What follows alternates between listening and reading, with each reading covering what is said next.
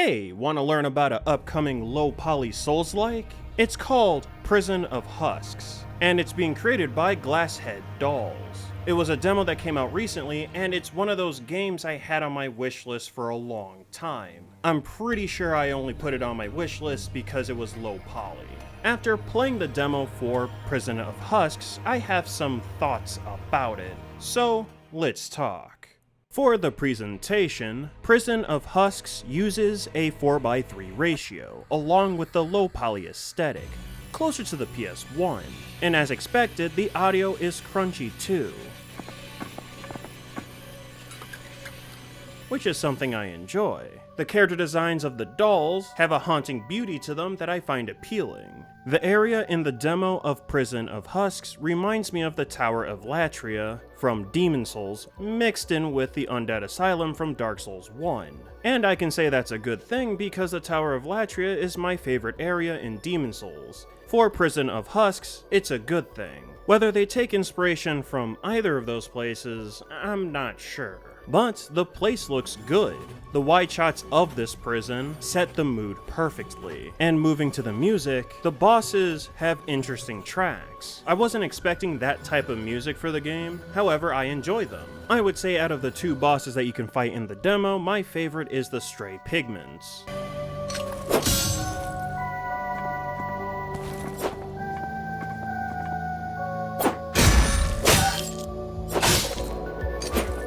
I don't know if the rest of the game is going to be like this, but the choice of not using music during the levels is a choice that I like. While I don't mind ambient tracks, only hearing the sounds of the in-game world is great for immersion. If the rest of the game keeps up with this, I hope each zone gets a very distinct sound to them.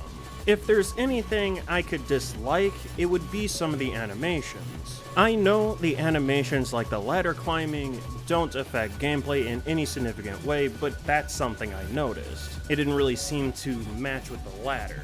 What did affect me is one of the animations the champion boss does.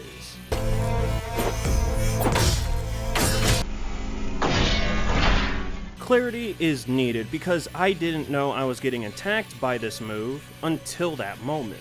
Before that, I knew I was getting hit because my armor points went down, but I didn't see what was attacking me. I just simply thought it was a lingering hitbox. If the attack was animated a bit more dramatically, I think it would be better, especially because I would see the boss getting ready to slap me, and I can respond accordingly, whether or not it's to dodge or block. Otherwise, I gotta say, you sold me on the presentation of the world.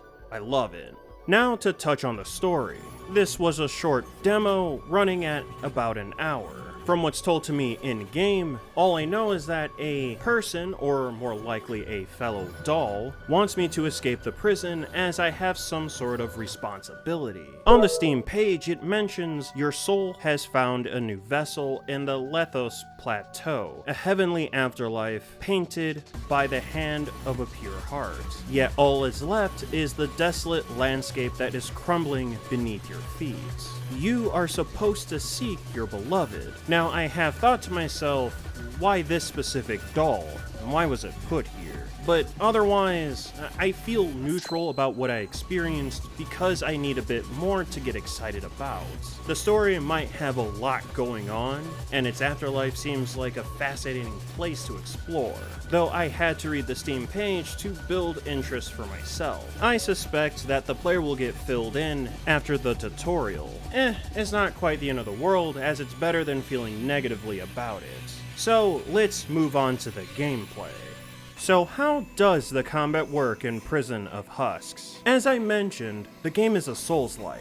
Attacking, dodging, and blocking are all tied to stamina. With the default sword, you can attack 3 times at most, and then have just enough to dodge, or block at the perfect moment. In the demo, the character by default wears a ring that allows the player to gain stamina on a parry, so you won't have your guard broken. And then there's the health system. The player is given 3 AP or armor points at the start. When you lose all your AP, that's when you'll take real damage and are more likely to get stunned. You can regain that AP if you attack the enemy, keeping up your aggression. Being aggressive can allow you to eventually break the enemy's poise, so you can do more damage, and it builds adrenaline. Attacking along with blocking or dodging builds adrenaline. The more adrenaline you have, the more damage you deal and receive. But don't worry, because if you keep attacking, you can heal yourself. For a safer way of healing, the player is given flasks that refill at the mirrors, aka its bonfires. There are secondary healing items such as red ribbons that heal like life gems from Dark Souls 2. There was another unique gameplay element that I got to use in the demo, and that was the ability to combine items. Just like in Resident Evil, you can combine 2 items to make a new one that you can use in combat. Thinking about the gameplay as a whole, the only word that can come to my mind was intriguing.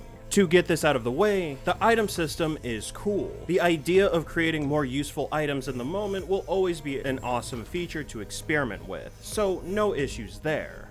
The combat system, however, is something that I'm at odds with. It's very clear that the game wants you to be aggressive. The developers want us to parry, especially in the demo, and to build adrenaline. My first time playing the demo, fighting against the special enemy with a claymore and the 2 bosses, I didn't feel like I could quite do that. At first, I wasn't sure why I wasn't able to play that way. So the second time around, I forced myself to play in that style using that system. And I found that my character felt too slow.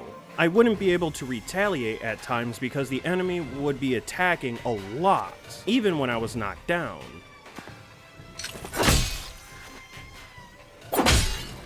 To me, counterattacking didn't feel like a reliable option to use. The game felt better when I was focusing on evasion. Just strafing the enemy, attacking 1 or 2 times would be enough. Using the third swing with the one-hand sword would feel way too slow. It didn't matter I wasn't able to break the poise because their meter would regenerate really quick. I was able to safely attack. Weirdly, the other option was just to go in with reckless abandon, taking hits with AP so I can poise break them. And that strategy didn't feel too good to win with either. Prison of Husks might be better if the enemies didn't attack as often or as fast. On the other hand, you could make the player character faster. Letting the player dodge or block sooner after attacking could help a lot. I really do think that this combat could be fun.